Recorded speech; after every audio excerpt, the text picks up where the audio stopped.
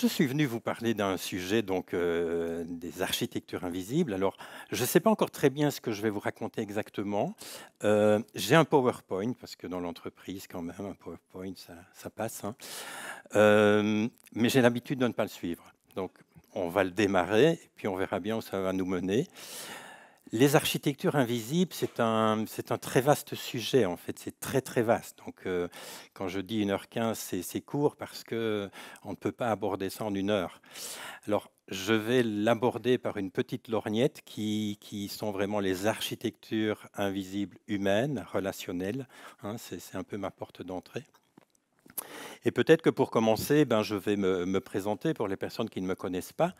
Euh, j'ai toujours tendance à dire, et l'habitude de dire, de commencer par dire que je suis belge. Mais quand on est dans le Schnorr, ça ne fait pas le même effet, hein, puisque vous êtes déjà à 3/4 belge. Mais je tiens à ma belgitude quand même, je tiens à ma belgitude, parce qu'en Belgique, on a quand même ce truc qui est cette autodérision, qui est cet art subtil de pouvoir rire de soi, dédramatiser les choses, qui sont parfois très difficiles pour les Français. Euh, Moi, je suis ingénieur architecte, j'ai fait des études en faculté polytechnique, ingénieur pour faire plaisir à mon père, architecte pour quand même respecter mon âme. Et j'ai été architecte pendant 25 ans, j'ai eu différents cabinets d'architecture, et en même temps, j'ai toujours été très intrigué et en questionnement par rapport au mystère de la vie. Déjà enfant, j'étais très solitaire, j'étais dans la nature, je regardais, je parlais avec les brins d'herbe, avec les nuages, etc. Mes parents avaient consulté un moment, à l'époque, je me souviens. Le médecin avait dit laissez-le faire. Et j'ai fait des études d'ingénieur qui ont un peu tout refermé au fur et à mesure, et j'étais sur mes rails. Et donc j'ai fait ce métier, et heureusement, la vie ne vous laisse pas tranquille. Si vous n'écoutez pas la vie en vous, la vie va venir vous chercher. Et donc la vie, elle est venue me chercher avec quelques épisodes qu'on appelle des crises, qui sont de fabuleuses opportunités de se réinventer, d'aller chercher le vivant en soi et d'écouter ce qui est vivant. Je vous passe mes différentes crises, mais en tout cas, il y en a une qui a été un peu tsunami.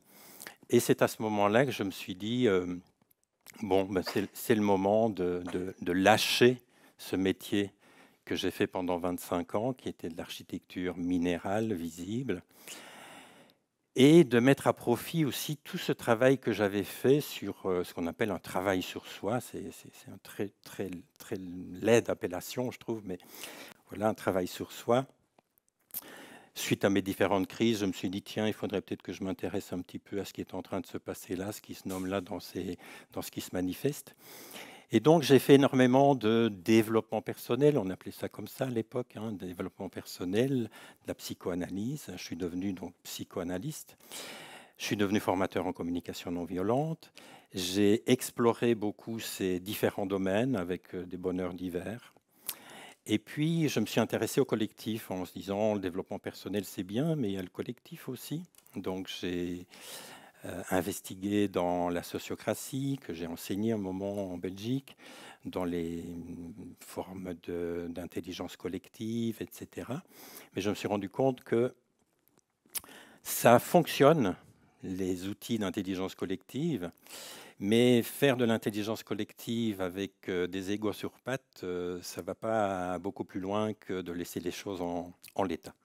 Donc je me suis dit, il faudrait peut-être un petit peu arrêter de décloisonner les choses, développement personnel, développement collectif, et de se dire qu'on pourrait se développer individuellement ensemble.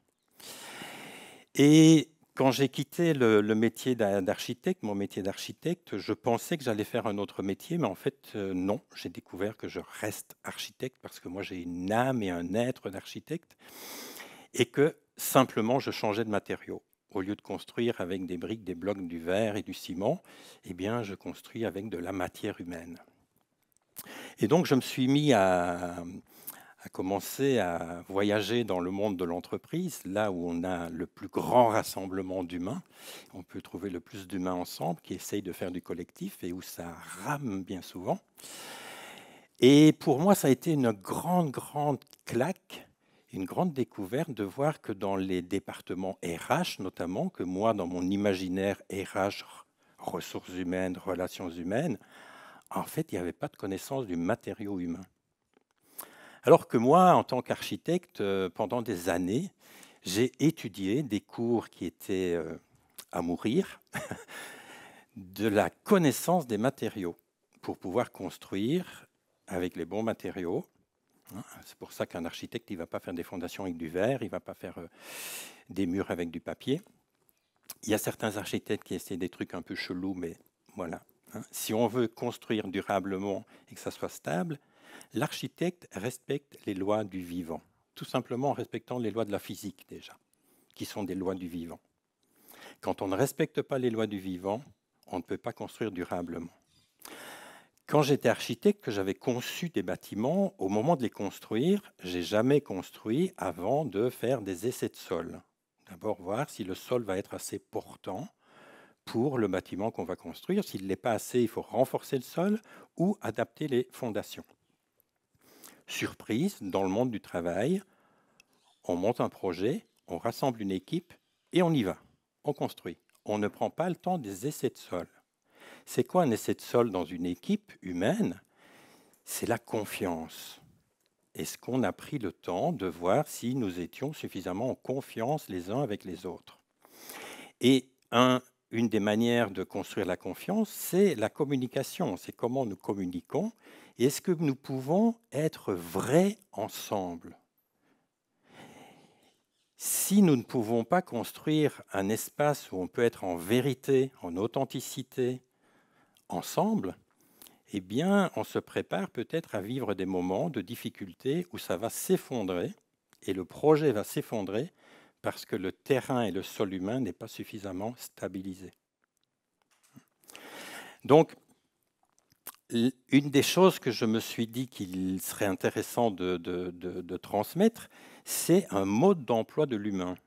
Alors, des modes d'emploi de l'humain, il y en a plein, les bibliothèques. Il y a des traités de psychanalyse, de psychologie, etc. C'est assez indigeste, c'est un peu pompeux parfois. Moi, j'ai envie de rendre les choses beaucoup plus accessibles et beaucoup plus vulgarisées. Et une des façons de présenter les architectures invisibles, c'est de partir tout simplement de ma petite histoire. Mais avant ça, parce que j'ai quand même un PowerPoint. Alors, hop. Quelques petites citations pour nous inspirer peut-être. Alors déjà, sur le frontispice du temple de Delphes, il y a une phrase qui dit « Connais-toi toi-même et tu connaîtras l'univers et les dieux ». Phrase qui est attribuée à Socrate, on n'en est pas sûr. Il n'est plus là pour le dire. Mais en tout cas, déjà, il y a très longtemps, il y avait quelqu'un qui avait cette conscience que pour connaître l'univers et les dieux, il fallait d'abord se connaître soi-même. Ce qu'on a oublié au fil du temps. Nous, on est dans un système éducatif qui nous pousse très vite en dehors de nous à produire des choses, à faire des choses pour l'extérieur, sans même se connaître et sans même rencontrer son propre potentiel.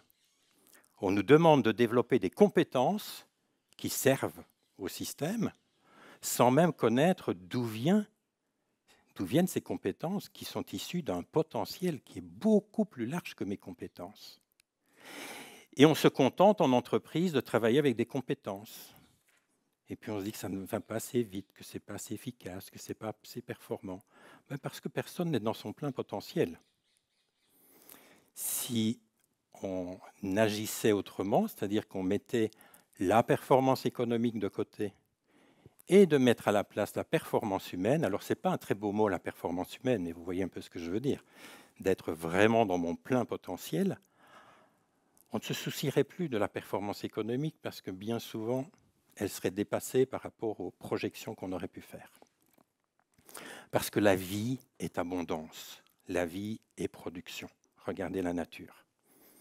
Mais nous sommes coupés de notre nature. Nous avons un système éducatif qui nous a conduits, qui est très ancien, à nous couper de notre nature, de notre vivant. C'est pour ça d'ailleurs qu'on est obligé d'inventer un ministère de l'écologie qui est quand même le signe que notre civilisation va très mal, hein, puisqu'on délègue à quelqu'un la responsabilité de l'écologie de la nature.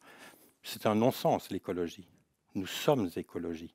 Mais on nous a coupés de cette nature pour nous faire fonctionner de telle heure à telle heure pour rapporter à certains. Pour fonctionner.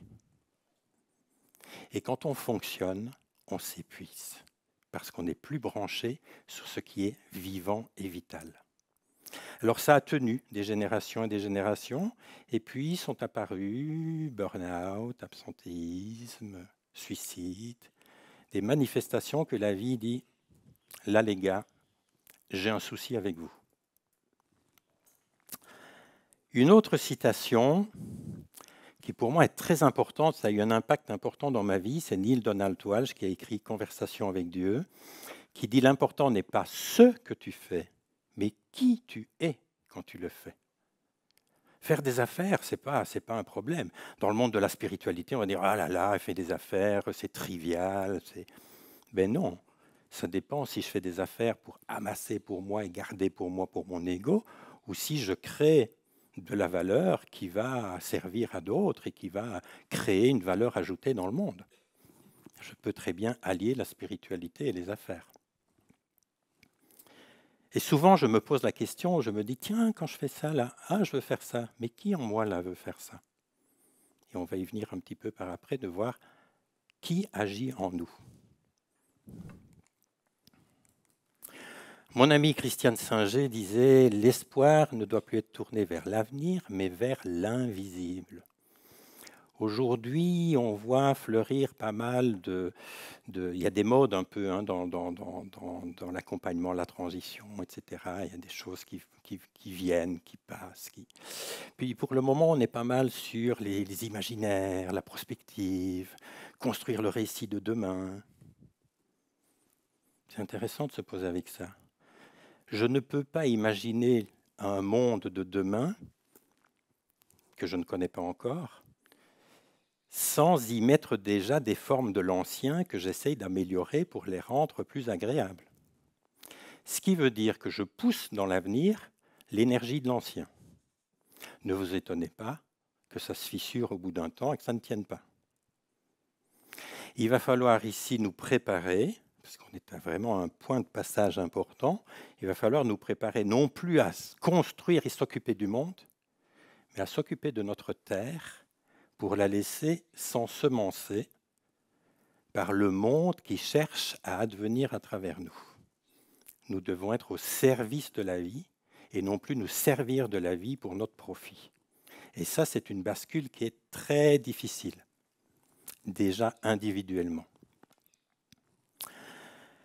Et puis elle dit aussi, nous avons oublié que sans la puissance amoureuse qui nous habite, le monde est perdu. Tout sur terre appelle notre regard amoureux. Alors j'aurais pu commencer par là. J'aurais pu dire, bon, et l'amour là-dedans, si on en parlait. On finira peut-être par ça, on ne va pas en parler tout de suite, mais est-ce qu'il y a encore beaucoup de cœur à l'ouvrage au travail? Je ne vous parle pas d'intrigue amoureuse. Hein. Est-ce que j'ai du cœur à l'ouvrage? Est-ce que je peux être dans une disposition au travail et dans un environnement qui me permet d'avoir le cœur ouvert et donc d'être dans ma pleine puissance et mon plein potentiel? Ou bien est-ce que je suis dans des environnements tellement stressants, qui attendent tellement de choses de moi, que ça referme et que ça tend vers quelque chose qui est attendu de moi et qui me met en sous-production?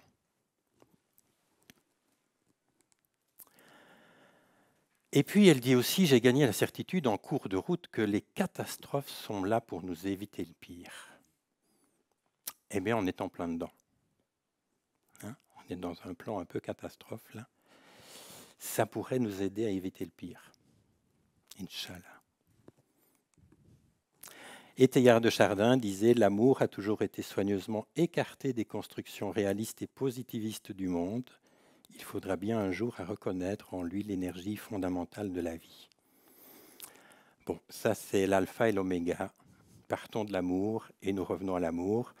Et sur le passage, eh bien, nous allons faire des choses parce que nous sommes venus nous incarner et incarner cet amour sur terre.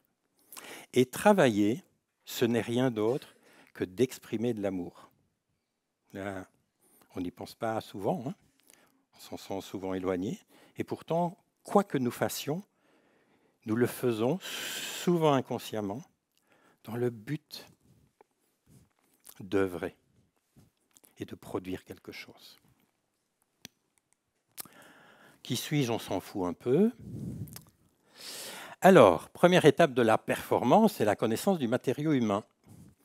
C'est quoi un être humain? Un être humain, c'est avant tout un être.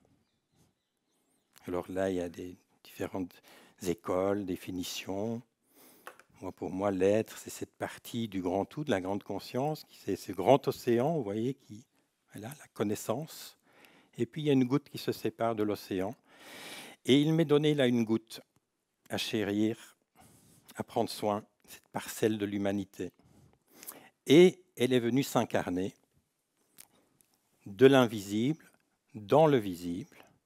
Cet être est venu incarner et rendre visible cette énergie d'amour. Et donc, nous avons besoin d'un véhicule pour ça, qui est un véhicule d'incarnation. Moi, pendant longtemps, en tout cas jusqu'à mon premier stage de développement personnel, en janvier 91, je m'en souviens, c'était la première guerre du Golfe, eh bien, je pensais que qui j'étais, c'était ça, un corps physique, voilà qui je suis. Et puis, je pouvais sortir toutes mes identités, mon nom, mes rôles. Et puis, j'ai fait la découverte qu'en fait, à l'intérieur, il y a un être. Et ça, c'est quelque chose qui a bouleversé ma vie. Il y a un être, c'est-à-dire qu'il y a une instance. Il y a quelque chose qui est au-delà de ce corps, qui vient habiter ce corps et qui le met en mouvement. Il y a un souffle. Grand mystère. Et de là, ma quête ne s'est jamais arrêtée. Alors, un être, au départ, il vient s'incarner dans la matière, mais il vient avec 100% de son potentiel. On ne peut rien rajouter. Alors, on va à l'école pour rajouter des trucs. Vous voyez, à l'école, c'est ce qu'on essaye de faire. On fait du bonsaï, en fait. Hein? On a un noyau, là, qu'on plante en terre, puis quand il commence à pousser, on va commencer à tirer un peu à droite, rajouter. Prenez une noix. Si vous prenez une noix, vous la plantez en terre, ça va devenir un noyer. C'est fait pour. Dans cette coquille qui a l'air morte, il y a déjà tout ce qu'il faut pour que ça devienne ce noyer-là. Il n'y a pas deux noyers les mêmes. Nous, nos enfants, on les prend comme des noix dans lesquelles on rajoute des trucs à la seringue parce qu'on ne leur fait pas confiance, qu'à l'intérieur, ils ont déjà toutes les ressources pour faire ce qu'ils sont venus faire sur Terre. On a peur pour eux. Non, on n'a pas peur pour eux. On a peur pour nous. On n'a jamais peur pour quelqu'un. Et donc, on est là en train de les traficoter, et on en fait comme des bagnoles avec des moteurs de voitures volées, quoi. Et ça devient des super bonsaïs. C'est joli, un bonsaï. Hein, mais à côté de l'amplitude d'un arbre, ça n'a rien à voir. Et donc, je vais vous expliquer ça avec ma petite histoire. C'est que je l'ai un peu édulcoré pour prendre soin de mes parents quand même. Hein. Je ne vais pas tout vous raconter. Moi, j'ai discuté un moment avec le ministère de l'incarnation des êtres parce que je voulais venir faire un voyage sur Terre. Et à force de discussion, ils ont accepté que je vienne. Et donc, un jour, j'ai reçu un billet de voyage, destination Terre, mission de vie, bâtir des architectures humaines vivantes, et quai d'arrivée numéro 3. Et évidemment, avec mon billet, j'ai sauté. J'ai pris quelques jets dans la figure, j'ai oublié ma mission entre... Et je suis arrivé un beau jour de septembre d'une année qui devient lointaine, sur mon quai d'arrivée, qui est le quai à l'accueil des êtres en devenir rue de la Vie. Et là, j'ai eu une grosse surprise. Il n'y avait personne. Alors, il y avait bien 2 corps là, qui étaient là, hein, papa, maman. Mais en fait, mes parents, ils étaient sur le quai 12, sur le quai des attentes parentales. Et tous les parents ont des attentes, conscientes, inconscientes, beaucoup. Et puis en plus, là, les deux, là, ne sont pas seuls, hein. Il y a du monde. Chez nous, on est notaire de père en fils. Chez nous, les fils se comportent comme ça. Chez nous, les filles font pas d'études, font des études, font ceci, font pas ça, blablabla, blablabla. Bla, bla, bla. Ça n'a même pas besoin d'être dit. C'est dans l'ADN. Vous le recevez avec le package. Le problème, c'est qu'un enfant, il ne peut pas se permettre de rester seul, sinon il meurt ou il devient fou. Donc l'enfant doit immédiatement sentir qu'il n'est pas seul et faire tout ce qu'il peut pour choper les parents. Alors moi, j'ai regardé dans mon plein potentiel de quoi je dispose. J'ai regardé mes parents, c'est quoi leur problème? Maman, un peu dépressive, ça ne tient pas trop la route. Papa, les yeux au ciel, il rêve des études qu'il n'a pas pu faire. Ok. Ah tiens, mais moi, j'ai la gentillesse. Avec une mère dépressive, ça peut le faire. Puis j'ai l'intelligence. Avec un père qui rêve d'études, ça peut le faire. Et bien donc, j'ai sorti ma canne à pêche, j'ai accroché à l'hameçon gentillesse, intelligence, j'ai lancé ma ligne et j'ai ferré le poisson. Et ça a mordu. Plus j'étais gentil, plus il me voyait. Plus je ramenais de beaux bulletins, de beaux points, de beaux diplômes, plus il me voyait. Et comme ça mord à l'hameçon, eh bien je peux remonter mon moulinet. Et première imposture de ma vie, je quitte mon poste d'être et je vais les rejoindre avec mon intelligence que je fais grandir, ma gentillesse que je fais grandir. Tout le reste, je le mets sur pause. Tout le reste de mon potentiel, je le laisse là en jachère. On verra plus tard. D'abord, il faut survivre. J'ai l'impression que maman me voit. Non, elle voit ma gentillesse. Elle n'a toujours pas vu qui j'étais. Je crois que papa me voit. Non, il voit mes belles notes, mon intelligence. Il n'a toujours pas vu qui j'étais. Mais ça me suffit pour survivre. Un enfant se contente de miettes avec lesquelles il va fabriquer une sensation de ne pas se sentir seul. Et donc, quand je fais ça, qu'est-ce que je fais? Avec ma canne à pêche, je crée du lien. Alors, je vous invite aujourd'hui à nettoyer ces mots-là et faire les différenciations. Aujourd'hui, on parle beaucoup de créer du lien dans le collectif, de resserrer nos liens. Si on vous propose ça, fuyez. Le lien, ça aliène. Avec le lien, j'ai du pouvoir sur ma proie et la proie a du pouvoir sur moi. Dans le lien, on se tient et on exerce un pouvoir l'un sur l'autre. Si je tire sur ma canne à pêche, l'autre va bouger et inversement. Et on croit que c'est ça, être en relation. C'est pas ça, être en relation. Ça, c'est être en aliénation. Et je confonds au fur et à mesure, au fil du temps, lien et relation. Donc je crée du lien et ça me rassure évidemment. Je ne dis pas que c'est mauvais, ça nous a permis de survivre. Grâce à ça, je ne me sens pas seul, il y a quelqu'un au bout de ma ligne. Et je vais ici, sur le quai de mes parents, bien sagement. Alors, moi, je l'ai fait en soumission, parce que dans ma nature d'être, j'ai plutôt l'eau et l'archétype amant, amante. Il y en a qui auront plutôt l'archétype feu, guerrier, l'élément feu et l'archétype guerrier, et qui, eux, vont être en rébellion. Deux façons de survivre, c'est la même chose. C'est les formes qui sont différentes, mais soit je me soumets, soit je me rebelle. Grâce à la soumission, j'ai un bourreau, je ne suis pas seul. Grâce à la rébellion, j'ai un ennemi, je ne suis pas seul. Et ça me permet pour survivre. Et ça, qu'est-ce que ça fait? Ça crée des comportements de survie et ça crée une identité. J'ai construit mon personnage de survie, le syndrome du gentil, brillant garçon. Et d'ailleurs, quand on me demandait ici, qu'on venait me rencontrer, qui es-tu? Je sortais mes diplômes, je suis ceci, mon nom, blabla, je suis gentil, je suis intelligent, je voudrais être encore plus intelligent pour être le maître du monde. des carapaces d'identité.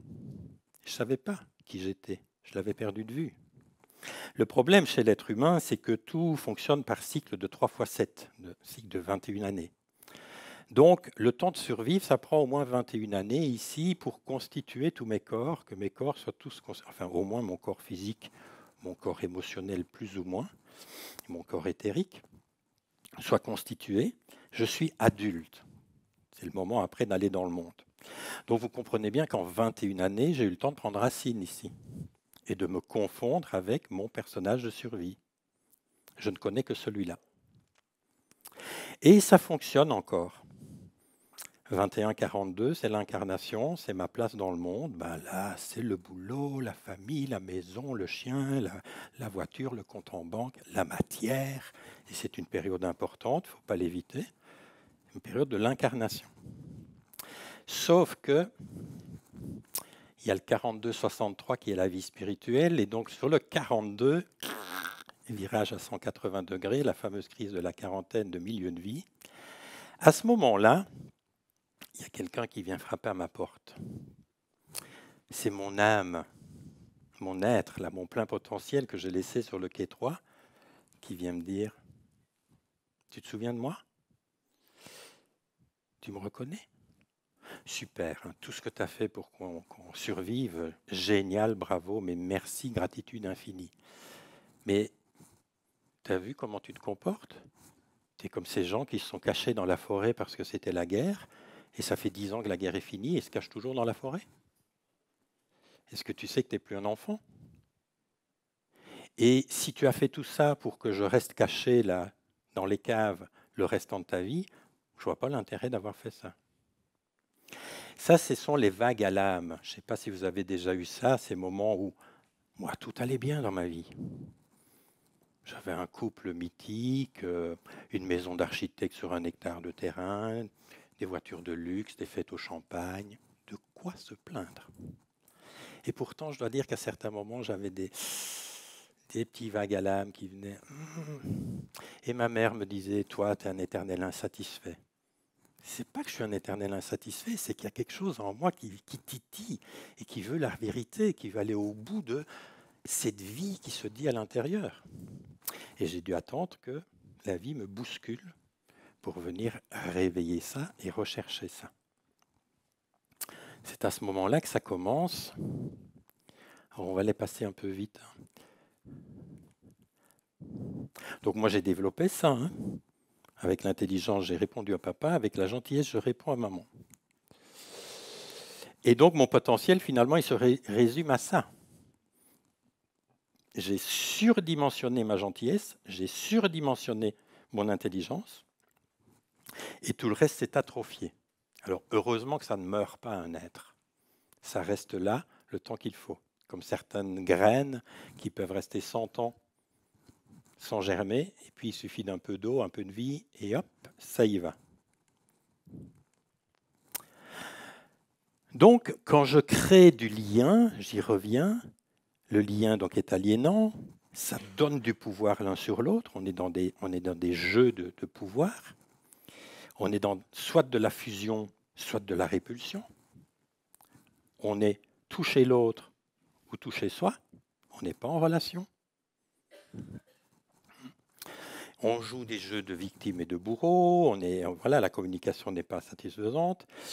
On est en permanence en train de vivre une vie d'enfant blessé dans un corps d'adulte. On est juste des enfants jouant aux grands. Une entreprise n'est rien d'autre que ça. Hein. Ce sont des enfants qui jouent aux grandes personnes. Désolé d'en déplaire à certains, peut-être. Et du coup, je vais développer un leadership qui, dans mon cas, serait plutôt mou, gentil, bisounours, pas de vagues, pas de conflits, blablabla. Bla, bla, bla. Ou alors un leadership qui va être abusif, où je vais être le dictateur, c'est comme ça, je décide, obéissez, et tout le monde la ferme. Donc on ne va pas du tout être dans une assertivité, et on ne va pas du tout être au service de la vie. Alors que si j'avais pu rester ici, sur le quai numéro 3,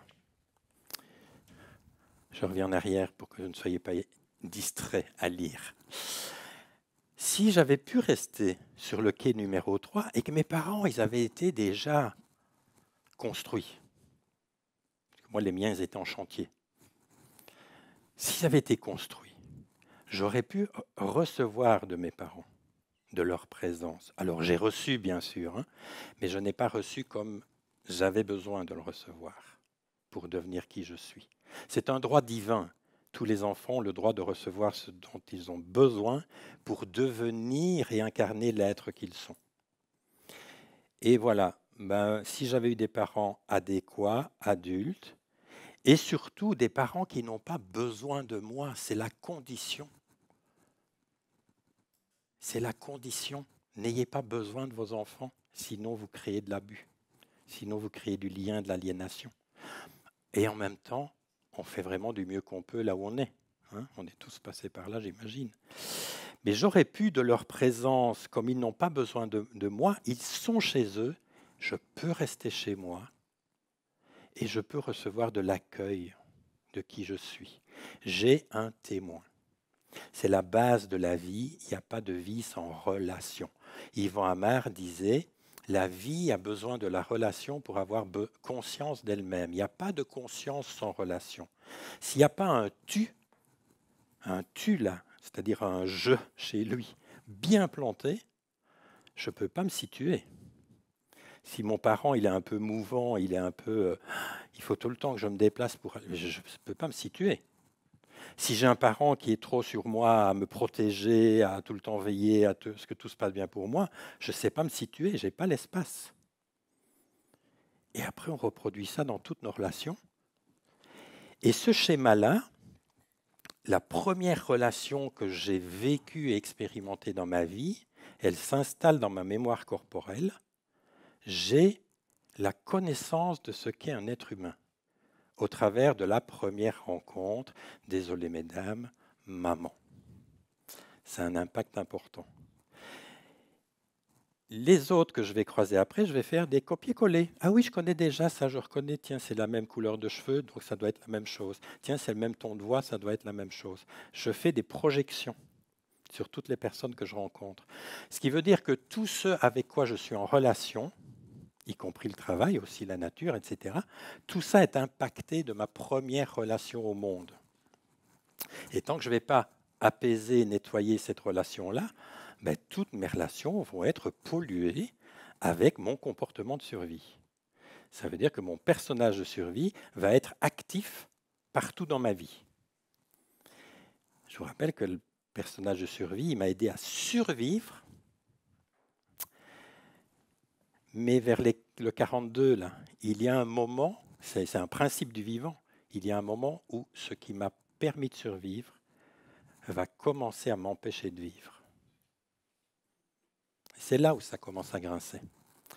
Et là, c'est le moment, on y reviendra tout à l'heure, je vous avance avec ça, c'est ce que j'appelle le syndrome du Bernard l'ermite. Vous voyez, le Bernard l'ermite, c'est un petit gastéropode qui a ses intestins à l'air et donc qui est très vulnérable. Et lui, il doit squatter des coquilles vides pour se mettre à l'abri, pour se sécuriser. Comme il est sécurisé, il est en sécurité, ben, il fait sa petite vie de Bernard l'ermite. Et un beau jour, un peu à l'étroit dans sa coquille, alors lui, il ne consulte pas de psy, il ne va pas voir des médiums, il ne fait pas du développement personnel, il sort juste le bout de son nez, il repère une coquille qui va lui convenir, il regarde à droite, à gauche s'il n'y a pas de prédateur, et à un moment donné, il prend ses jambes à son cou et il traverse. Mais il traverse à poil. Ça veut dire qu'il est hyper vulnérable. Il a 2% de risque de se faire choper par un prédateur qu'il n'a pas vu, et il a 98% de chance d'avoir une vie qui va continuer, qui va être meilleure. S'il ne prend pas ces 2% de risque, il a 100% de chance, ou de malchance, de mourir étouffé à petit feu sans s'en rendre compte. Vous voyez, c'est un peu nous, on est dans des comportements de survie, comme ici, sur le quai 3, en arrivant, j'étais insécurisé parce que je me sentais seul. Il faut que je me sécurise avec du lien. Je vais me sécuriser, c'est-à-dire que je vais créer des comportements qui sont des sécurisations et que je confonds avec de la sécurité, le temps de survivre. Mais quand cette sécurisation tout à coup disparaît, mon Dieu, un divorce. Pourtant, j'avais mon remplacement de parents là. J'avais mes parents de substitution avec mon conjoint, sur qui je pouvais m'appuyer, demander, exiger des choses que j'avais pas eu de l'autre côté, foutre le bordel dans mon couple. Et on fait tout ça, hein, d'aller chercher ce que j'ai pas reçu en vis-à-vis, en filiale, hop, je vais le chercher dans mes relations transversales. Et j'y fous le bordel. Dans le transversal, ce sont des relations où il n'y a pas que de l'inconditionnel. Ce que j'avais à vivre ici, c'était à faire l'expérience de recevoir de l'accueil inconditionnel et de l'amour inconditionnel. Me sentir accueilli tel que je suis. Et non pas pour les attentes qu'ils ont, et même pas pour ce que je suis, qui est déjà une condition. Tel que je suis. Ça m'aurait hyper sécurisé. Je peux donc être là. Je suis accueilli. Je suis une personne à part entière. Je ne dois rien produire pour ça. Je ne dois rien mériter. C'est OK que On n'a pas eu ça. Si j'avais eu ça, j'aurais construit ma sécurité intérieure parce que je serais fondé sur ce que j'ai reçu. Et je l'ai reçu dans la relation. Et quand j'ai reçu dans la relation, je l'ai à l'intérieur, je ne suis plus seul. Tant que je n'ai pas ça, je fais plein de choses au quotidien, inconsciemment, juste pour ne pas me sentir seul. Et tous les jours, vous en faites plein sans vous en rendre compte. Alors que si j'avais ça, je serais en sécurité, qui ne me mettrait pas à l'abri de vivre des épreuves, mais d'être un peu plus flexible parce que je serais installé dans ma vie et l'extérieur ne serait plus vital. Mais quand je ne suis pas installé dans ma vie et engagé là, c'est tout ce que j'ai fait pour me sentir exister qui est devenu vital. Donc mon personnage de survie, il est devenu vital. Le vital n'est pas à l'extérieur de nous, il est à l'intérieur. Si j'avais pu rester dans cette expérience et me nourrir correctement, j'aurais été comme la pomme accrochée au pommier. Vous voyez, la pomme, elle est accrochée au pommier, c'est d'abord une fleur, puis elle reçoit. Et un beau jour, pops, elle se détache. Ce n'est pas le pommier qui décide, ça se fait. C'est fait. On n'a jamais vu des pommiers qui disaient vivement qu'elle dégage, hein, parce que moi j'ai une vie de pommier à vivre, j'ai autre chose que ça à faire. Ou des pommiers qui disent ah non, je garde mes pommes, mon Dieu, que vais-je devenir sans mes pommes? L'arbre vide, au secours, je n'existerai plus. Non. Le pommier fait son boulot de pommier, la pomme fait son boulot de pomme. Nous, on a eu des parents qui devaient être ça et qui ont fait, on est venu s'attacher, évidemment, hein, la phase de l'attachement, elle est hyper importante, on est venu s'attacher et ça a fait chloups. Maman qui avait besoin de sécurité affective, qui avait besoin d'amour, qui avait besoin de... papa qui avait besoin d'autre chose, des attentes. Au lieu de vivre une dépendance d'apprentissage limitée dans le temps, dans les lois de la nature, je vais vivre une vraie dépendance qui va faire que du coup, suivant que je suis plutôt haut, je vais rentrer dans la soumission et la fusion et je vais développer de toujours demander aux autres qu'est-ce que je devrais faire, qu'est-ce que tu en penses, je vais aller consulter des médiums, des cartomanciennes, des trucs pour avoir la vie, et je vais donner ma vie à l'autre, dis-moi ce que je dois faire. Ou bien alors, si je suis plutôt rebelle, feu, moi je fais bien tout seul, je m'en sors tout seul, et jamais demander l'avis à personne, et ça fait des petits dictateurs dans le monde du travail. Ça fait en général, dans l'ancien monde, des bons managers ou des bons directeurs, mais ça n'est pas très durable. Souvent, on a donné des postes dans le monde du travail à des gens qui étaient un peu là-dedans, un peu dans le feu, qui ne montrent pas ses ombres, pas de vulnérabilité, etc. Donc, des gens dangereux. Et on se disait, oh là là, celui-là, il a du charisme, il va tenir l'équipe, quoi. Mais non, c'est juste un trouillard. Il y a un enfant qui trouille à l'intérieur et qui est obligé de se sécuriser par des comportements de dictateurs, coupants, forts, oui, des postures. Tout ça, ce sont des postures de survie. Donc si je reviens ici, si j'avais été construit correctement, eh bien j'aurais pu entrer en relation. Dans la relation, je suis libre, on ne se tient pas. On est en reliance. Oui. On est séparé aussi. C'est un grand paradoxe que pour être en relation, il faut être séparé. Dans la matière et dans le visible, en tout cas. S'il n'y a pas cette séparation entre nous, il n'y a pas l'espace de la rencontre et de la relation. En plus, si vous vous êtes marié et à l'église et que vous avez eu un prêtre qui vous a dit « dorénavant, vous ne ferez plus qu'un », lequel des deux? Donc, pour être en relation, ça demande de gérer la bonne distance. La distance n'est pas du froid ou de l'indifférence. C'est l'espace où on va pouvoir se rencontrer.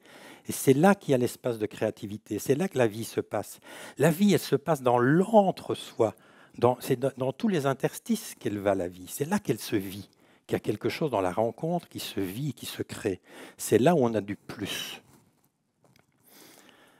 Donc on aurait des relations qui seraient saines et adultes, on aurait des communications nourrissantes, une vraie vie d'adulte et plus d'enfants.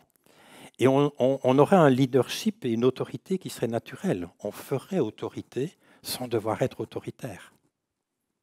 Oui. Mais au lieu de ça, voilà, j'ai construit ce personnage de survie. On l'appelle le moi-je ou l'ego. Alors attention avec l'ego, parce que c'est un mot qui est beaucoup utilisé maintenant, qu'il faudrait absolument bannir. Il y a le bon ego. Le bon ego, c'est toute cette faculté d'intelligence, de discernement, de jugement, etc., qui me sert à mettre mon être en incarnation et en action. Sans ego, on n'est pas là pour être Bouddha toute la journée sur Terre. Ce n'est pas le moment, ça viendra plus tard. Peut-être. Donc je vais soit, suivant que je suis plutôt en soumission ou en rébellion, je vais être épris de certitude. Il y a des gens comme ça qui sont, c'est comme ça, c'est la vérité, c'est pas à discuter. Ou bien alors je vais être rempli de doutes. Vous vous rendez compte dans le management ou dans le leadership, ce que ça peut donner d'un côté comme de l'autre. Si je suis épris de certitude, c'est comme ça, je ne laisse pas de place au potentiel de mes équipes. Si je suis tout le temps dans le doute, je ne suis pas du tout rassurant pour mes équipes et je vais les mettre en insécurité. Soit je vais être rigide et cassant, ou mielleux et inconsistant, autoritaire ou victime, où je dois tout contrôler, où je n'ose rien vérifier et rien affirmer. Vous voyez un petit peu, je peux vous décliner ça à l'infini dans les comportements de survie. Ici, je caricature un peu à outrance pour simplifier les propos. Le personnage de survie, il y a plein de formes, mais il y a deux grandes familles. Il y a celui qui est dans le feu et qui est de l'autoritaire, tout est fermé, cadenassé, etc. C'est une façon de répondre à la peur. Et l'autre qui est tout le temps dans le doute et qui donne tout le temps le pouvoir à l'autre. Celui-ci, il essaie tout le temps d'avoir le pouvoir et l'autre, il le donne tout le temps. Entre les deux, il pourrait y avoir celui qui est dans l'assertivité et qui est dans son propre pouvoir, sa propre autorité, en laissant la place à l'autre et en étant dans la rencontre avec l'autre et dans la co-création. C'est ça, être en collaboration. Donc vous imaginez bien, quand on crée des collectifs avec des égos sur pattes, comme ça, il ne faut pas s'étonner que ça merde, quoi.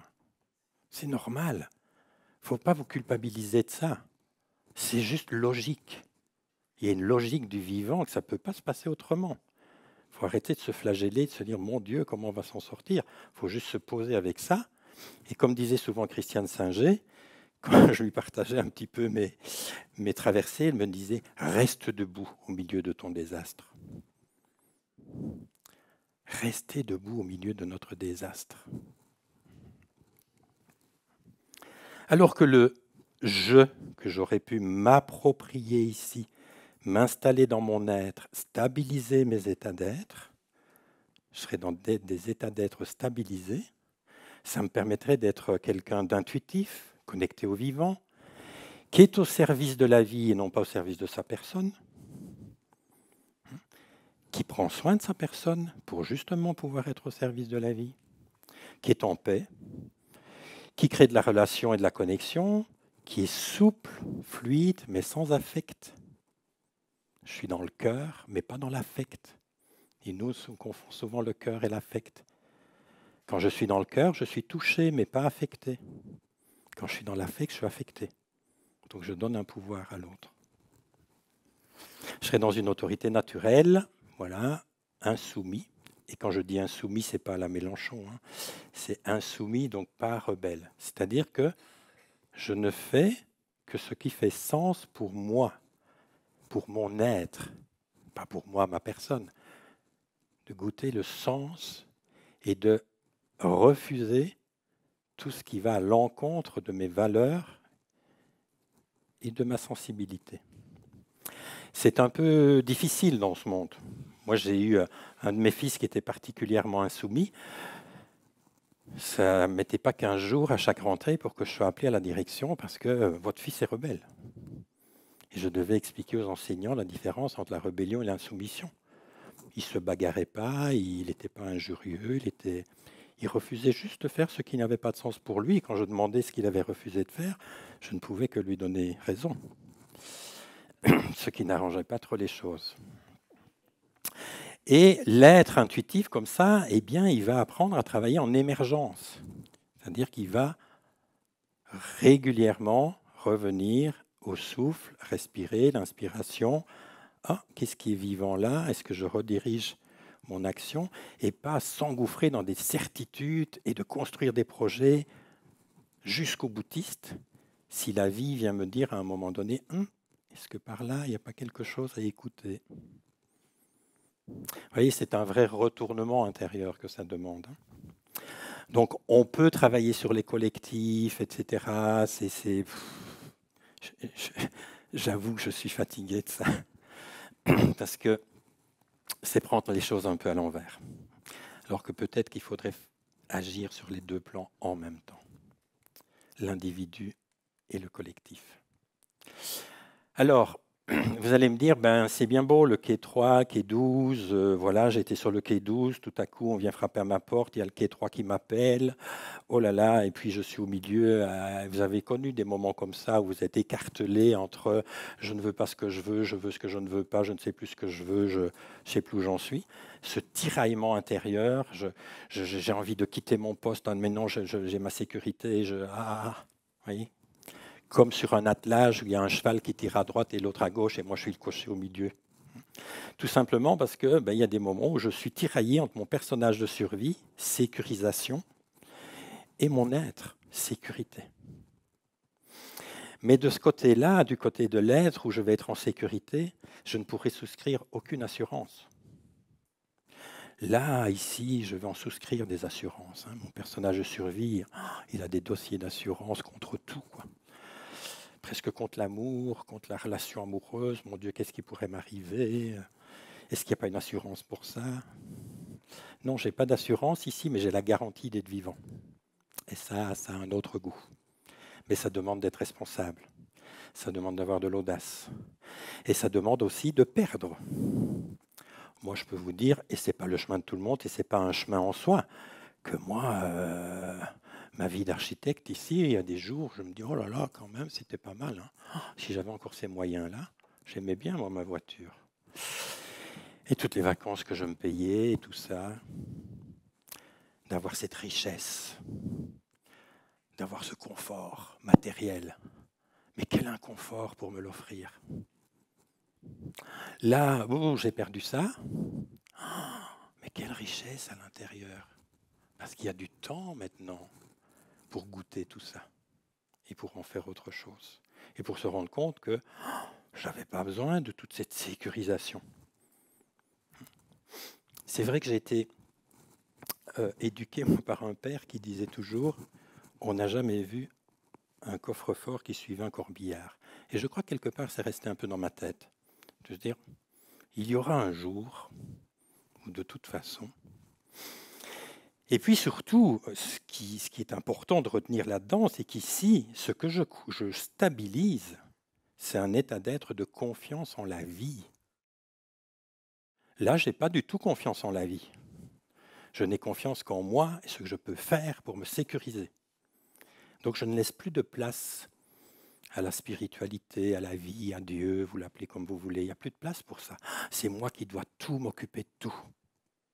Comme si j'étais Dieu, que c'est à moi qu'il incombe tout ça. Ben là, non, j'ai juste à faire ma part et m'en remettre à plus que moi, qui sait mieux que moi.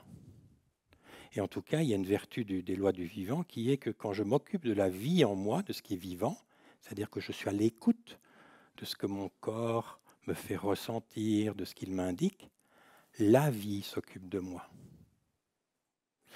Là, je vais vivre parfois des moments où je vais me dire « Oh là là, encore une épreuve, la vie m'en veut, la vie ne m'aime pas, qu'est-ce que j'ai encore fait pour mériter ça, blablabla, blablabla. La vie m'a quitté. » Non, la vie ne nous quitte jamais. Par contre, nous quittons la vie.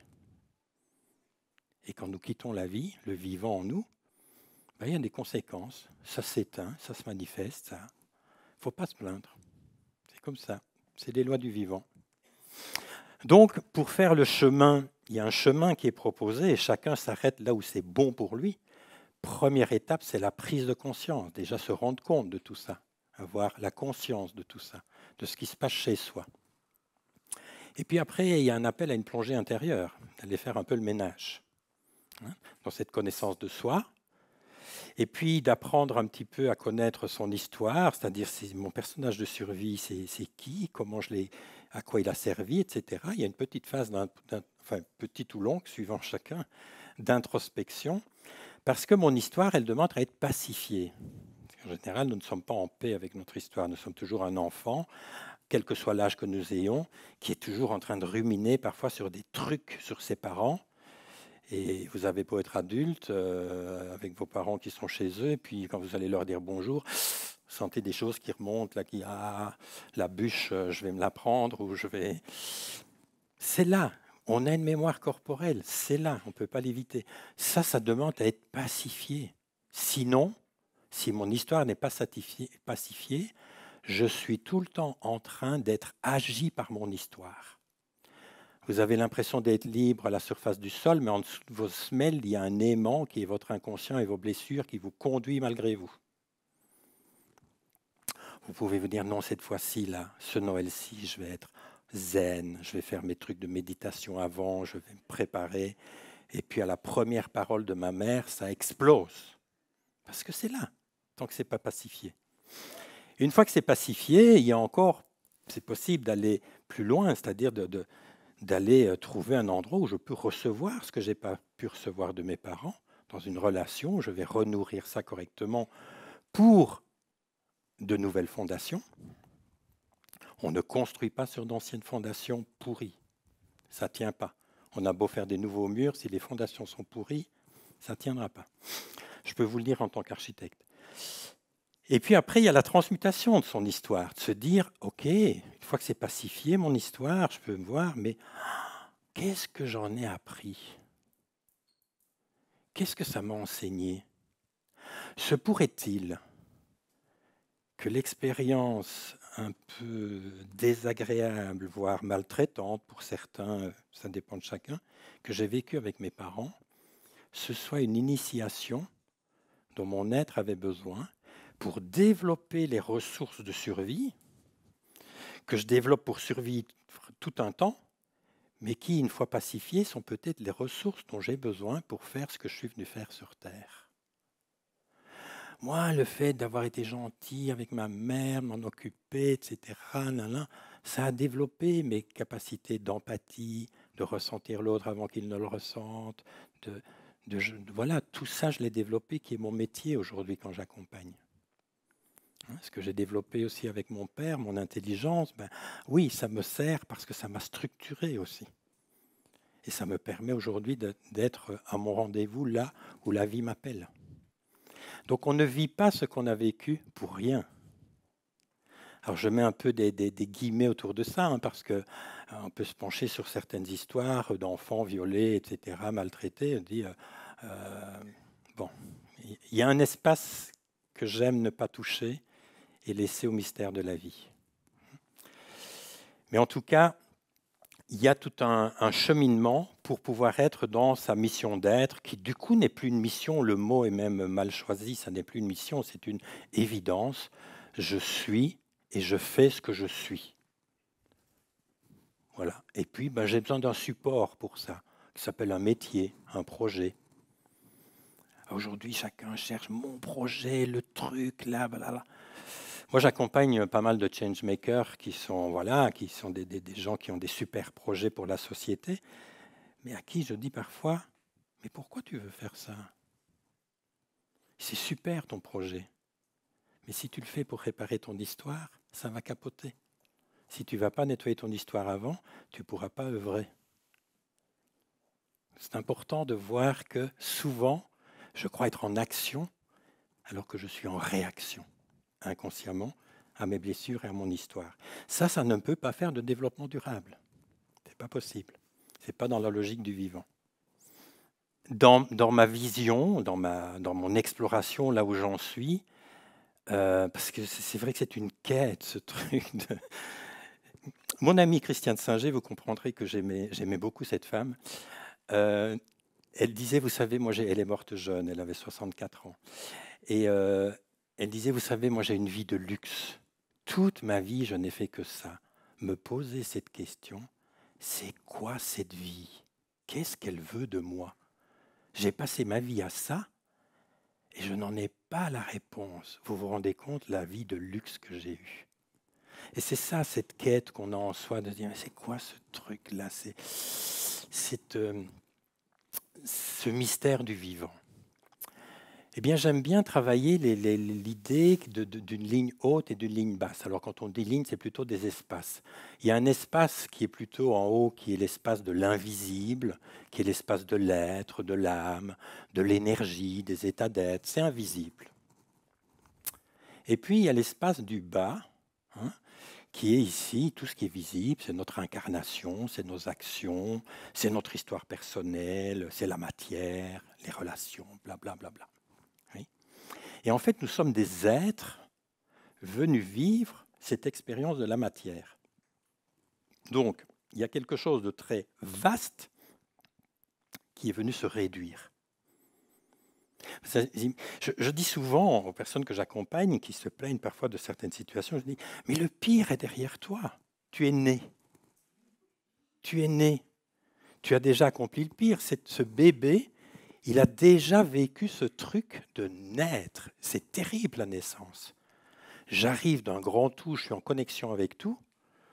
Et puis là, j'arrive là sur le quai 3, crac, dans un sac de peau réduit à l'étroit. Oh, c'est vachement frustrant. Hein. Et puis en ouvrant les yeux, je vois qu'il y a les autres. Mon espace encore réduit. Donc, l'incarnation, l'expérience de l'incarnation va être une expérience de frustration de l'être. L'être, en s'incarnant, doit accepter d'être frustré par rapport à l'endroit où il n'y avait pas de matière, où il n'était pas frustré. Et c'est ça, ce truc quasi impossible qu'on est en train de vivre, c'est de vivre là où ça se touche. Et donc il y a des moments où c'est trop étroit, donc je vais faire de la méditation. Je vais passer ma vie dans la mindfulness. Là. Je médite et je médite. Ben oui, mais il faut payer le loyer, là. Hein, je ne peux pas passer ma vie à ça. Donc il faut que je revienne dans la matière. Mais ça va parce que je me suis nourri. C'est le principe des retraites. Hein. Vous savez que dans les anciennes civilisations japonaises et chinoises, les hauts dignitaires, ils se retiraient 3-4 mois par an dans des temples, dans des ashrams, pour vraiment se centrer, pour pouvoir après aller dans l'action alignée. Quand je suis dans l'action, ce n'est pas le moment de méditer. Mais c'est le moment d'aller dans l'action avec un état méditatif, avec un état aligné. Et nous, ici, on est tout le temps en train de produire. Donc on est dans un grand déséquilibre. Si je prends le 8 de l'infini, là, le lemniscat de Bernoulli, inspire, expire. Inspire, repos, ressourcement, expire, action. Le jour, la nuit, tout est régulé là-dessus. Et donc on va essayer, la santé c'est l'équilibre. Comme on est bien éduqué à la performance, évidemment, quand on comprend ça, on va vouloir être sur le point du milieu. Parfait, ben, je vais être mort. Parce que si c'est statique, ça ne vit plus.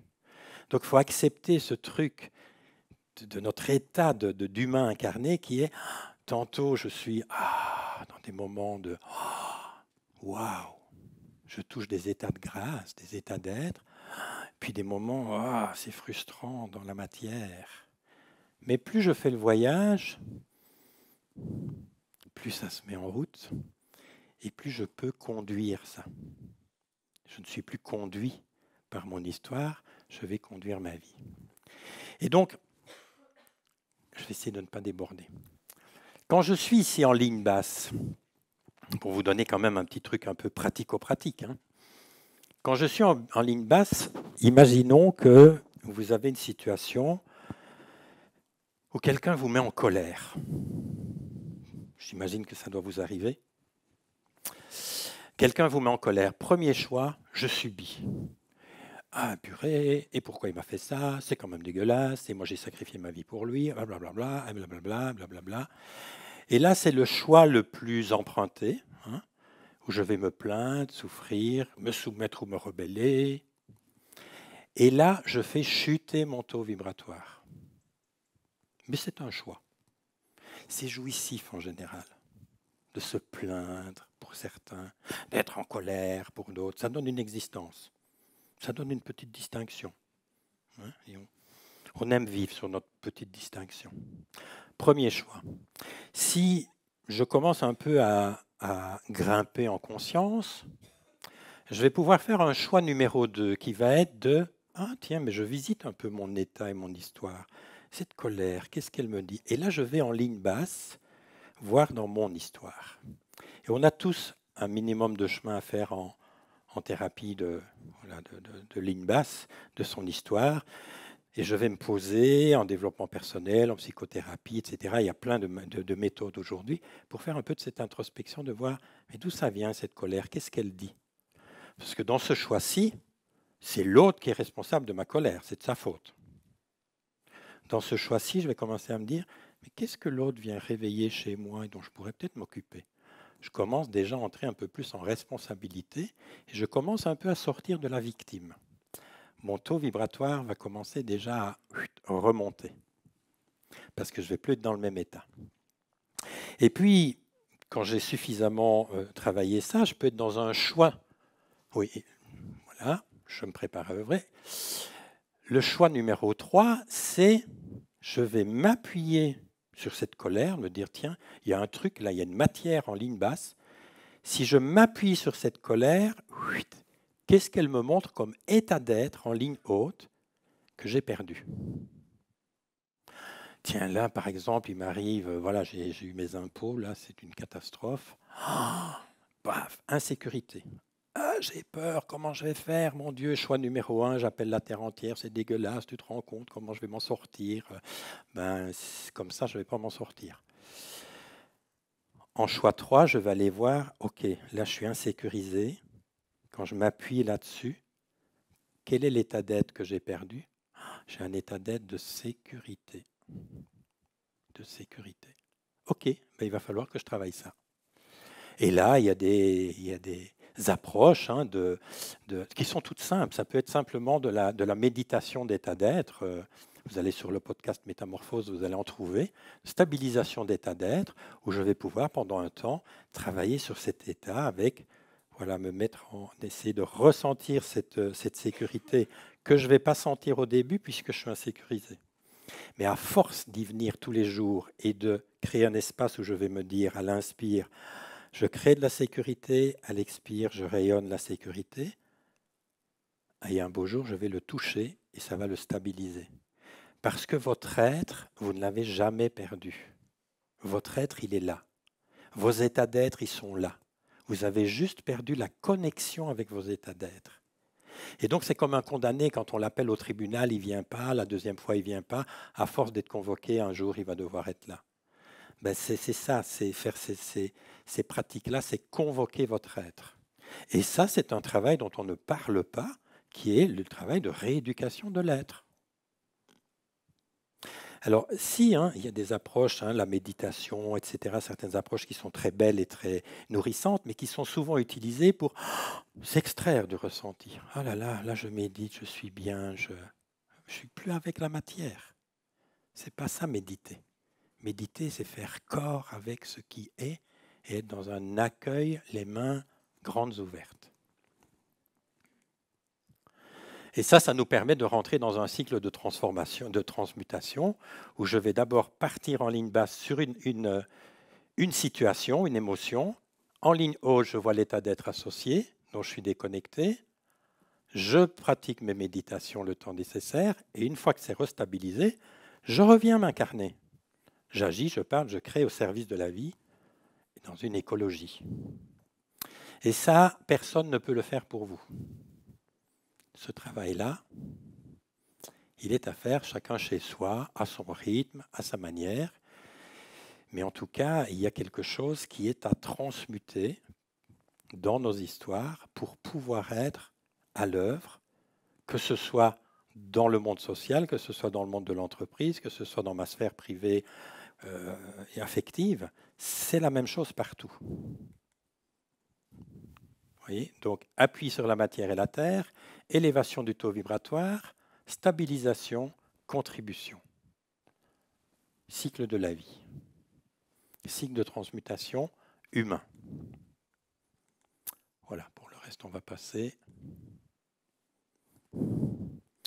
Ferions-nous un pas? Un pas, c'est de vous donner la parole. Il y aurait tellement de choses encore à dire, mais voilà, je vais un peu vous épargner. De vous donner la parole et de vous donner l'espace pour répondre à vos questions ou bien entendre vos témoignages, vos partages. Tout est accueillable. J'aime, j'aime pas, c'est nul, ça vous appartient. Bonsoir. Alors d'abord, un grand merci parce que par votre présence et vos mots, déjà moi je me sens beaucoup mieux. Et quand j'avais vu le concept de architecte invisible, alors évidemment je suis visée par mon métier, je suis sociologue de l'organisation, mais moi j'avais vu l'interaction et ce que ça crée en termes d'architecture, et si vous pourriez nous dire quelque chose là-dessus, ça m'intéresserait beaucoup. Alors, ça crée des architectures effectivement invisibles. Si nous sommes ensemble un rassemblement de personnages de survie, ça va dans le visible donner une façon d'être ensemble qui va être ce qu'elle va être. Si il y a déjà une personne dans ce collectif qui va commencer à se transformer, elle va amener ça qui va faire que la résultante va déjà bouger. Donc ça va créer autre chose, c'est une autre architecture. C'est là où on a vraiment cette responsabilité du je qui crée le nous, mais le moi-je, il crée le on ou moi et les autres. Et ce n'est pas les mêmes architectures du coup relationnelles qui vont se créer. On pourrait même, et ce serait intéressant de le faire, le mesurer énergétiquement. On a des instruments de mesure aujourd'hui, ça se mesure en bovis avec des antennes de l'échelle. On pourrait venir mesurer dans un groupe qui n'a pas travaillé ou qui est dans son personnage de survie et voir dans un autre groupe ce que ça donnerait. Je suis sûr que ça se mesure au niveau du taux vibratoire et de l'énergie que ça crée. Donc c'est subtil ces choses-là. Ce sont des choses qui ne se voient pas nécessairement à l'œil nu, quoique, hein, dans des comportements, on peut quand même voir certains comportements quand ils sont un petit peu caricaturaux, mais ça se sent. Je vais entrer dans une pièce où il y a un groupe, je vais le sentir. Quand on est un peu sensible, on sent bien. Vous avez quelqu'un qui range, je dis, je ne la connais pas, mais je ne la sens pas. Tout le monde a déjà connu ça au moins une fois dans sa vie. Pourtant, je ne connais pas la personne. Parce qu'on a des antennes qui captent les taux vibratoires. Et suivant où moi je vais me situer dans mon taux vibratoire, je ne vais pas capter la même chose. C'est là où on a un pouvoir de transformation dans le collectif par son individualité, c'est que mon taux vibratoire, il va créer quelque chose. Je vous donne une petite anecdote très privée. Dans ma famille, mon frère aîné, ma mère étaient un peu comme des chiens, enfin, ils se bouffaient beaucoup le nez, surtout à Noël. Et moi, je rentrais à Noël et puis il y avait toujours des clashs, des trucs. Et il y a eu une année, il y a 3-4 ans de ça, il y avait eu un gros clash. Donc j'avais déjà eu l'information avant d'arriver. Ma mère se plaignant de mon frère, moi étant fâché sur mon frère, de la maltraitance sur ma mère, enfin bref, vous voyez le truc. Et puis là, je suis arrivé, je me suis dit, ah non, mais cette année, moi, c'est pas parce que je suis formateur en communication non violente que je vais continuer à être le médiateur. Non, c'est leur relation, c'est leur truc. Et donc, j'ai agi autrement, j'ai fait ça plutôt. Voilà, je suis rentré, ma mère a commencé à déverser, j'étais là, et à l'intérieur, je récitais mes mantras. Je crée de l'amour, je rayonne l'amour, je crée de la paix, je rayonne la paix, sans rien dire.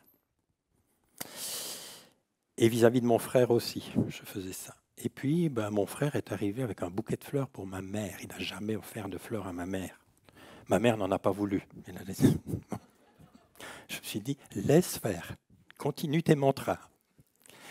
Et tout ça pour vous dire qu'à un moment donné, ça s'est résolu. Il n'y a plus jamais eu, ma mère est partie là en avril, il n'y a plus jamais eu, et elle a pu dire à mon frère qu'elle l'aimait et qu'elle n'avait jamais pu le dire, et que ça s'est résolu, et ça m'a montré que c'est bien plus puissant d'être dans un taux vibratoire, de créer un champ magnétique autour de soi, que d'aller dans le visible résoudre les choses. Je ne fais plus de médiation. La médiation de couple, mais au secours. Non, il arrive toujours le moment au bout de 3 heures où vous en prenez un pour taper sur l'autre parce qu'il y a un mot qui a à nouveau dérapé et c'est reparti à la case départ. Non, mais tout ça pour dire que c'est puissant l'invisible. L'énergie, ça crée des choses. Et quand vous travaillez sur votre taux vibratoire, ce n'est pas pour avoir du pouvoir, c'est pour œuvrer à quelque chose dans le monde. Et ça crée un champ magnétique autour de vous dans lequel les autres peuvent venir ou pas. C'est leur liberté. Si je le fais pour que, mon taux vibratoire, il n'est pas haut. Si je le fais avec le cœur, et de toujours revenir dans le cœur. Toujours revenir là. C'est-à-dire, et la finalité de ça, c'est quoi? On va tous partir. À un moment donné, il faut qu'on passe quand même à autre chose, là. Donc c'est subtil les architectes. Je ne sais pas dire très concrètement ce que ça crée, mais on pourrait s'y pencher effectivement parce que on doit pouvoir déterminer des schémas de comportement, effectivement. Merci beaucoup pour votre intervention dynamique et très concrète. J'ai beaucoup apprécié. Et j'avais une question, vu que vous faisiez le parallèle avec votre vie d'architecte, le fait que vous aviez pas mal de matériel et ensuite peut-être un peu moins. Et je m'interrogeais justement si la richesse intérieure, selon vous, peut aussi amener la richesse matérielle finalement. Et est-ce que finalement la richesse matérielle apporte forcément l'aliénation? Non. Il faut se méfier des raccourcis et des généralisations, évidemment, hein. Il y a une généralité, ok, mais ce n'est pas la vérité absolue. Et toujours aussi se rappeler que quand on témoigne d'un chemin personnel. Moi, j'ai eu à perdre mon argent. J'ai tout perdu dans un événement de ma vie où j'ai tout perdu. Moi, j'étais un flippé de l'argent. Si j'avais pas d'argent, moi, l'argent, c'est la liberté.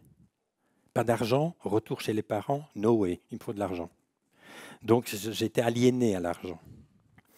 Et j'ai dû le perdre. J'ai dû le perdre parce que voilà, c'était écrit comme ça pour moi que je devais faire cette expérience pour vraiment ressentir. Et pourtant, ma plus grande peur, c'est de me retrouver au caniveau. J'avais toujours ça en tête depuis que je suis jeune adulte. Ah, l'horreur si je me retrouve sur le trottoir. Et je l'ai vu approcher. Mais j'avais confiance, je ne sais pas, il s'est passé quelque chose que j'ai lâché le pouvoir que je donnais à l'argent. Et j'avais à le perdre, c'est de l'énergie, l'argent. C'est juste de l'énergie que je produis avec. Ma richesse n'est pas l'argent. Ma richesse, c'est mon potentiel. C'est ce que je sais mettre en œuvre pour produire de l'argent qui va me servir à certaines choses plus facilement. Mais ma richesse n'est pas l'argent. Et ça, c'est une croyance qu'il faut abolir. Et donc, moi, j'ai eu besoin de passer par cette épreuve pour casser cette croyance qui m'a fait me détacher de l'argent pour aujourd'hui en jouir. Parce que j'en jouissais pas. J'en avais, mais jamais assez. Et si, mais évidemment, puisque je mettais aussi ma sécurité dans quelque chose d'extérieur à moi, qui peut disparaître à tout moment. Donc c'est normal que c'est hyper insécurisant. Et effectivement, ce n'est pas parce qu'après on a fait ce chemin et qu'on est dans sa richesse intérieure qu'on n'a plus besoin de matière. Moi, j'ai ce truc que j'aime bien, la beauté. Donc les trucs beaux, en général, ce n'est pas les meilleurs marchés. Donc je suis très frustré dans ma vie de ne pas pouvoir m'acheter les œuvres d'art que j'aimerais acheter, mais j'ai à cœur quand même d'avoir mon minimum. Mais c'est plus la même chose qu'avant. C'est plus, je ne suis plus possédé par ce que je possède. Voilà, j'utilise ce qui m'est donné. Mais ça ne veut pas dire que automatiquement richesse intérieure appelle la richesse extérieure, parce que, pourquoi ? Parce que chaque âme est une âme différente qui est venue faire une expérience différente sur son chemin d'évolution. Moi, à ce stade, j'avais besoin de vivre cette expérience, de perdre l'argent. D'autres, ils ont à faire l'expérience d'en avoir beaucoup. Il n'y a pas à juger ça. Il y a juste à ressentir, tiens, est-ce que c'est bon pour mon âme et mon être, quoi. J'étais pas libre avec mon argent. Je suis beaucoup plus libre quand je n'en ai plus eu. Après vient le chemin d'en avoir à nouveau, mais de ne plus être pris. Il est à ma disposition, mais je ne le possède pas, il ne me possède pas. Toi, tu as le don d'arriver dans ma vie à chaque fois. Je t'avais déjà dit une fois, quand j'étais adolescente, je recherchais un traducteur de l'âme. J'avais besoin de quelqu'un qui mette des mots. Et souvent, tu arrives dans ma vie en mettant, voilà, comme en retraçant mon histoire. Et je me dis, waouh, voilà, tu expliques là où j'en suis. Donc, du coup, j'aime à chaque fois ces rencontres qui se font pour moi, en tout cas, à des moments qui sont chouettes. Et ce que j'avais envie de partager, c'est que je forme encore les travailleurs sociaux, des éducateurs, assistants sociaux qui travaillent, qui accompagnent les enfants. Et souvent, j'aime bien arriver en disant, voilà, ils viennent chercher des outils, vouloir remplir leur tête. Et ma plus belle victoire, c'est quand ils repartent de là en disant, en fait, je suis arrivée avec les pieds de plomb et je repars en me rappelant pourquoi j'avais choisi de faire ce métier. Donc, je suis déjà contente de ça. Mais je serais curieuse d'avoir ton expérience quand tu arrives dans une institution, dans une association, dans une entreprise, et quand tu es face à toi avec beaucoup de personnes qui viennent chercher plein de choses avec la tête, des outils, des réponses, ou qui sont dans un trop-plein émotionnel, d'avoir ton expérience en fait par rapport à ça, sur comment toi comment tu joues avec ça, ou comment tu te positionnes pour voilà, que tu partages d'expérience. Je fuis. Non, je ne fuis pas, mais dans un milieu comme ça qui va être très accaparant ou très demandant, ça m'est déjà arrivé simplement de m'asseoir et me taire, ou de proposer de fermer les yeux et de les amener en méditation, à respirer, à se reconnecter, tu vois, à leur faire une expérience. Parce que si ce sont des gens qui sont déjà beaucoup dans le mental, à chercher, à analyser, etc., toute réponse que je vais leur donner, tous les mots que je vais leur va alimenter ça. Et donc, je suis un peu disruptif, quoi, de proposer de les amener ailleurs sans leur imposer. Ils y vont pas. Mais en général, ça calme. Tu vois. Et en fait, ces demandes-là, ça représente quoi? Ça demande, c'est une insécurité. J'ai besoin d'être rassuré. Avec quoi je peux rassurer quelqu'un aujourd'hui? Là, c'est plus clair pour moi. Je peux rassurer avec ma présence. Je n'ai que ce pouvoir-là. Et donc, j'ai à travailler, moi, chez moi, à cultiver ma présence, mon taux vibratoire, etc. Et c'est du boulot. Hein, parce que moi, j'ai un boulot aujourd'hui où je suis souvent à la maison. Je pourrais dire qu'il ne travaille pas, mais c'est mon boulot de ne pas travailler.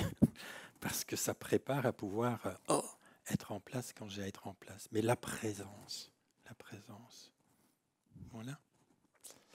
Et pour revenir un petit peu sur la question de cette matière et de...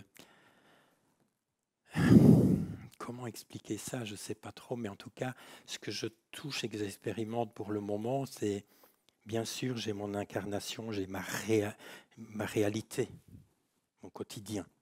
Ça, c'est la réalité. C'est ce que j'ai créé avec mes blessures, mes croyances. Voilà. Et le monde fait ça. Hein. Ce que vous voyez là, c'est de la... Enfin, non, pas la nature, n'y touchons pas. Mais tout ça, tout ce truc-là, ce bazar, c'est la réalité. C'est ce qu'on a créé avec nos croyances, nos traditions, nos blessures, nos inconscients. Et puis, dans cette réalité, il y a mon réel. Et mon réel, c'est ce que je sens, ce que je ressens, qui me connecte à bien plus grand que moi, dont je suis issu et qui est la même énergie. Et là, il y a déjà tout. Donc je peux être dans une réalité frustrée. Ah, j'ai pas grand-chose sur mon compte en banque.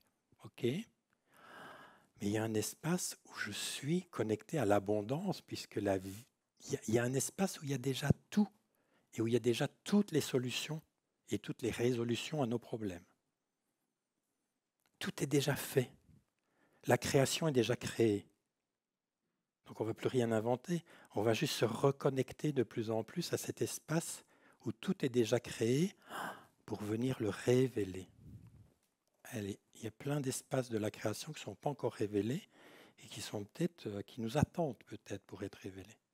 Mais de se reconnecter à cet espace, moi je fais ça quand j'ai mes peurs. Là, je me dis, oh là là, j'ai des travaux à faire, comment je vais payer, je ne sais pas. Bon, allez, je me connecte à l'espace où c'est déjà résolu. Il y a un espace où c'est déjà résolu. Et peut-être que la résolution, c'est que je revente en l'état et que je ne fasse pas les travaux, je ne sais pas. Mais il y a résolution. Ça ne m'appartient pas, ça. Et nous, on est un peu omnipotents à vouloir tout résoudre, tout diriger, tout contrôler, et que tout repose sur nos épaules. Mais non, il y a un espace où tout est là, quoi. Il y a tout l'amour nécessaire, il y a toute l'abondance nécessaire, il y a toute la nourriture. C'est nous qui ne savons pas recevoir. Ah, on demande, hein, ça, des prières, on en fait, hein, mon Dieu, des visualisations, des intentions, et je fais mes trucs, et mon yoga, l'énergie, serrer les bandas, machin, etc., pour créer de la synchronicité, pour... Pourquoi ? Tout est déjà là. Et je demande, mais quand je reçois, oh là, est-ce que je peux recevoir ? Moi, je viens de le vivre. Je me dis, oh là, qu'est-ce que vous me faites là ? Est-ce que je peux recevoir ça ? Est-ce que je mérite ? Est-ce que je suis digne ? Qu'est-ce que je vais faire pour ça ? Je vais être redevable, blablabla, blablabla. Ça, c'est mon personnage de survie. L'autre qui est connecté à la vie, bon, il y a de l'énergie qui passe, qui va faire quelque chose que je vais rendre autrement. Il faut jouer le jeu de la vie, quoi. Et se laisser faire, c'est un peu bisounours peut-être, mais de plus en plus, ma sensation, c'est que nous n'avons pas à créer notre vie. Vous voyez, en coaching, on dit « Ah, comment je peux créer la meilleure version de moi-même ?» C'est quoi ce truc, une meilleure version de moi-même ? J'ai déjà du mal avec la pire. Et plutôt que de créer ma vie et de nouveau d'être dans la volonté d'être le créateur à la place du créateur, est-ce que je peux travailler sur moi pour me laisser être vécu par la vie ? Et je suis juste au service. Seigneur, que ta volonté soit faite. Ta volonté, pas la mienne. Et la tienne sera la mienne. Et là, je suis dans la richesse. Peut-être. On verra demain. Comment vous avez su que que votre passion allait être l'architecture ? Ah, ça c'est un truc comme d'autres choses que je sais depuis que j'ai l'âge de 8 ans. En fait, moi quand j'étais enfant, je dessinais des maisons, comme les enfants, hein, dessinent des maisons. Mais moi je dessinais pas des maisons avec les petites fenêtres et les petites fleurs et la cheminée qui fume. Je dessinais déjà des plans. Parce que moi je voulais dessiner ce qu'il y avait à l'intérieur. Je voulais savoir... donc déjà j'étais dans les architectures invisibles, puisque je voulais voir ce qu'il y avait derrière la façade. Et c'est ce que je fais avec les gens que j'accompagne aujourd'hui. Oui, tu viens avec ta façade, là, ok, mais qui est là derrière ? Qui habite ce truc ? Donc c'était déjà là, en fait.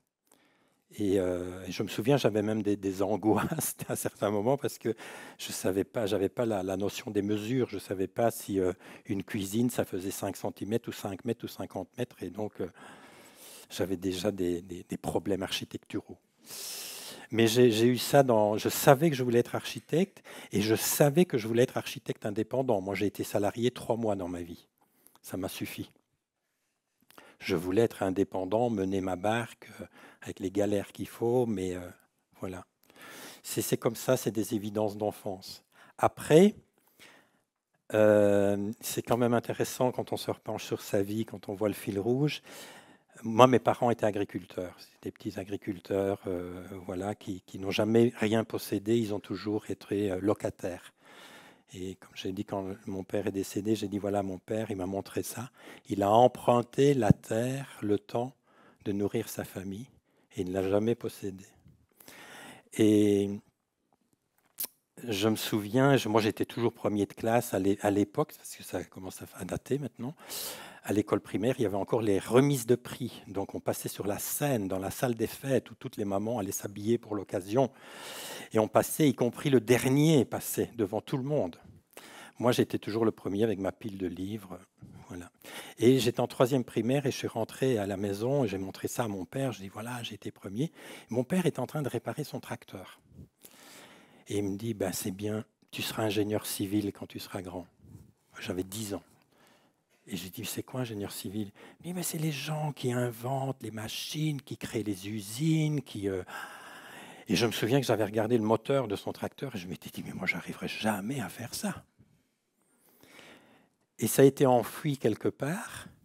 Et je n'ai jamais hésité, quand j'ai dû faire le choix de mes études, je me suis inscrit en faculté polytechnique, ingénieur architecte. Je n'ai pas été voir les écoles d'architecture. C'est à 35 ans, chez ma psy, que je me suis dit, purée, c'était pour mon père. Comme ça, j'ai rempli le contrat, je suis devenu ingénieur. Les études d'ingénieur, ce n'était pas trop mon truc. Mais en même temps, merci papa, ça m'a structuré.